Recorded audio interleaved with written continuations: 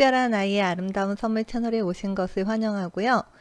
지난 시간에 이어서 스스로 치유하는 뇌에서 오늘은 토마티스 훈련이 피질하 영역에 어떤 도움이 될 수 있는지를 소개하도록 할게요. 대부분의 뇌과학자들은 주의력이 고차적인 피질 기능이라고 생각을 했어요. 즉 대뇌 피질에서 이루어지는 작용이라고 생각을 했는데요. 토마티스 훈련을 하게 되면 피질하 영역이 가장 먼저 영향을 받게 되는데요. 기저핵, 그리고 보상중추, 망상활성계, 전정핵, 미주신경, 손해에 영향을 줌으로써 주의력을 비롯해서 많은 부분에 도움을 줄 수 있어요. 특히나 동작과 결합할 때 더 효과적이에요. 최근 뇌 스캔 연구를 보면 ADHD 증상을 가지고 있는 경우에는 생각과 동작의 타이밍을 섬세하게 조율하고 균형에 관여하는 그런 손해의 부피가 더 작은 걸로 밝혀졌다고 해요. ADHD 증상이 악화될수록 손해의 크기는 더욱 줄어든다고 하는데요.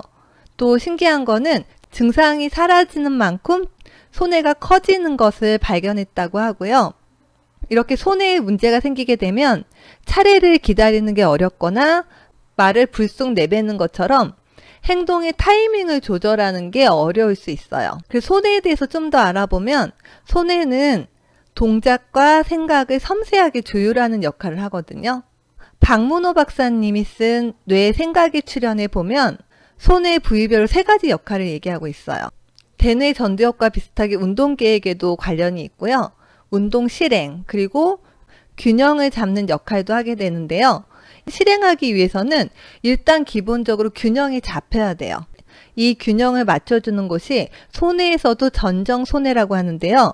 이 전정손해는 안구 운동과도 관련이 있어요. 그리고 뇌 전체에서 봤을 때는 손해가 하는 일이 몸 전체 운동을 조절해 주고요. 자동으로 조절해 줘요. 그리고 두 번째는 근긴장도를 조절해요.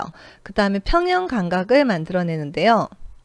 우리가 움직일 때마다 지금 현재 몸 전체의 근육의 정보를 받아서 그 정보를 대뇌 피질에 전달해 줘요. 즉 각 근육의 정보가 손해로 가게 되고요. 손해에서 시시각각 움직이는 이 근육의 정보를 대뇌 피질로 전달을 해주게 되거든요. 그게 바로 손해에서 처리가 되는 무의식적인 고유수용성 감각이에요. 고유수용성 감각에 대해서 좀 더 알고 싶으신 분은 제가 지난번에 올린 영상을 참고하시면 좋을 것 같고요. 그래서 우리가 연속적인 동작을 할 수 있는 것, 그리고 신속하고 정교하게 운동을 할 수 있는 것, 표면이 울퉁불퉁해도 균형을 잡을 수 있는 거는 손해 덕분이라는 거죠. 또한 아까 얘기했던 것처럼 타이밍을 조율해 주는 것 역시 손해에서 해주는 역할이고요. 타이밍이 잘 된다는 거는 주의 집중이 잘 된다는 의미이기도 해요. 내가 어느 시점에서 뭘 해야 될지를 정확하게 알고 그렇게 실행할 수 있다는 거니까요. 그리고 이런 소리를 통해서 그리고 동작을 통해서 전정계를 자극하게 되면 피질하 영역 중에 하나인 기저핵으로 신호를 보내게 되거든요.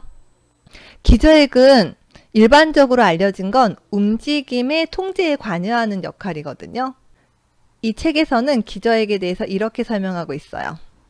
연속되는 동작과 생각을 만들고 뇌가 중요한 과제와 관련 없는 일을 억제하게 함으로써 주의력을 유지시켜 준다라고요. 그래서 기저핵의 활동이 저하되거나 기저핵에 어려움이 생기게 되면 억제가 안 되기 때문에 과잉 행동이나 산만하고 충동적인 모습이 나타날 수 있죠. 그리고 박문호 박사님의 뇌 생각에 출연해 보면 기저핵은 전두엽에서 프로그램화된 계획들이 상황에 맞게끔 운동 출력을 선택하는 부위라고 해요. 즉 대뇌의 기저핵에서 내가 어떤 운동을 할지를 선택한다는 거고요. 그 선택하는 데 있어 그 기저핵과 굉장히 밀접하게 관련이 있는 게 감정 부분과 기억 부분이에요. 그래서 우리가 어떤 운동을 선택할 때는 우리의 감정이나 기억이 영향을 줄 수 있다는 거예요.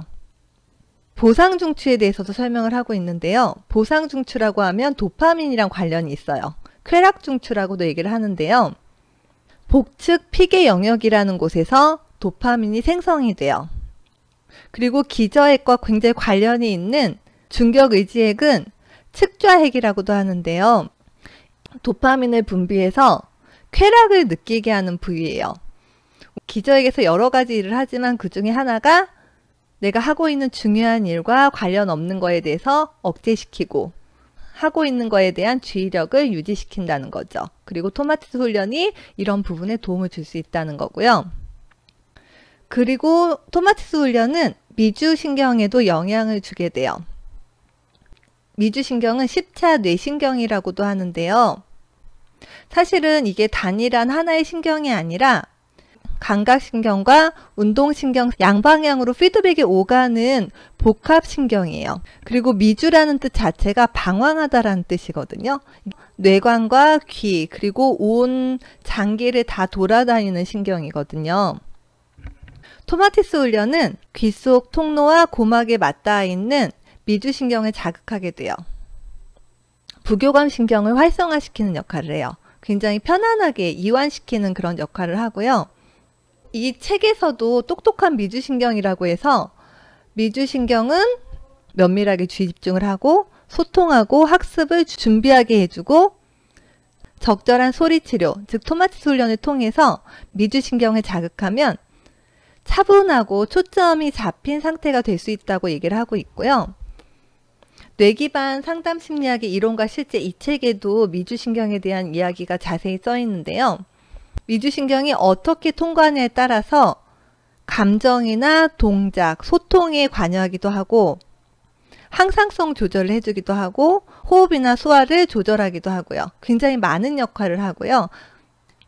우리가 양육할 수 있고 친목을 다질 수 있고 활동할 수 있고 협동할 수 있는 즉 사회적 관계를 만들 수 있는 것은 바로 이 미주신경 덕분이라고 이야기를 해요. 토마티스 훈련을 통해서 자극이 되는 피지라 영역 중에 하나가 망상활성계예요. 그물 형성체라고도 하는데요. 그물 모양의 그런 구조물이거든요. 이 망상활성계는 기본적으로 뇌의 각성이나 흥분, 집중에 관여해요. 이거 역시도 주의 집중에 관여하는 거죠. 그리고 에너지 수준이나 피질의 상태를 조절하게 돼요. 그리고 각성 상태를 제어하는데요. 뇌 생각에 출현해 보면 이 그물 형성체는 도파민, 세로토닌, 노르아드레날린, 아세틸콜린 등의 신경 조절 물질을 분비하는 핵이 모여 있는 곳이에요. 이게 각성을 조절한다고 설명을 드렸는데요. 낮에는 도파민이나 노르아드레날린이 분비가 되어서 의식이 깨어있게, 즉 각성이 높은 상태를 유지할 수 있게 해주고요. 밤에 수면 상태가 돼야 될 때는 부교감 신경과 세로토닌의 분비를 활성화시켜줘서 각성을 낮춰주는 거죠. 이게 바로 망상활성기에서 해주는 역할 중에 하나고요. 그렇게 각성을 조절해서 주의 집중력에 도움을 줄 수 있다는 거예요. 피지라 영역이 제대로 조직화되지 않으면 피질이 가지고 있는 모든 자원을 피지라 영역을 수행하기 위해서 다 소진하게 되는 거예요. 대뇌 피질이 해야 할 일을 제대로 못하고 피지라 영역을 도와주는데 모든 자원을 쓰게 된다는 거거든요. 그래서 결국 중요한 거는 피지라 영역이 제대로 역할을 할 때 대뇌 피질도 자신의 역할을 잘 할 수 있다는 의미이기도 하죠. 그래서 토마티스 훈련을 통해서 피지라 영역에 도움을 주고 그게 결국 대뇌 피질에도 도움을 주게 된다는 걸 의미하고요. 함께 해주셔서 감사합니다. 다음에 뵙겠습니다.